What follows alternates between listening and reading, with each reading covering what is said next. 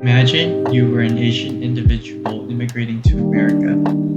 You're walking around your new local area and you see restaurants selling hot dogs, mac and cheese, and other unique dishes. Compared to your native country, these foods are bizarre and new, yet these dishes are not ridiculed for being weird or exotic. When you introduce your Asian cuisine to your friends, they back away and say something like, do you eat that? Or, that stuff smells gross.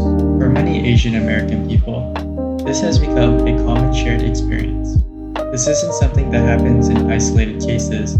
It shows up in classrooms, cafeterias, social media comments, and even dating profiles where people say things like, no curry smell or no weird food. It's casual racism hiding behind personal preference, and it's essential to recognize that exotic and unusual dishes are relative to the culture and country you live in. The exotic dish from another country is their normal food, so it isn't right to shame or dislike another culture's dishes. My topic about discrimination against Asian foods in America is not just about taste, it's about respect for one's culture, family, and identity. By making fun of someone else's food, you are blatantly shaming their lifestyle, regardless of whether it is a joke or not.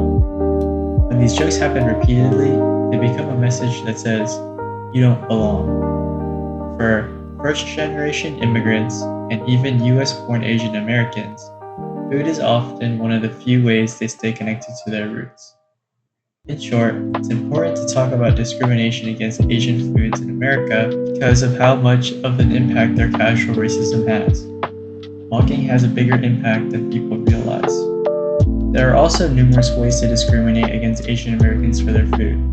For example, Asian American cuisine was especially hated and made fun of during COVID-19. Based on online resources, there are Asian American advocacy groups like AAPI Hate that have received over 2,500 reports of hate and discrimination towards Asian American individuals. People were mainly hurting Asian Americans by calling their food dirty. Surprisingly, 46% of these reports came from California, where individuals did not want to eat at an Asian restaurant for their unhygienic food. The biggest takeaway I'd like you to gain from this video is to always have respect for Asian American foods, to always give a food a try before you say yuck to it. But beyond that, remember that unfamiliar does not mean wrong. What's normal for one culture might seem unusual for another.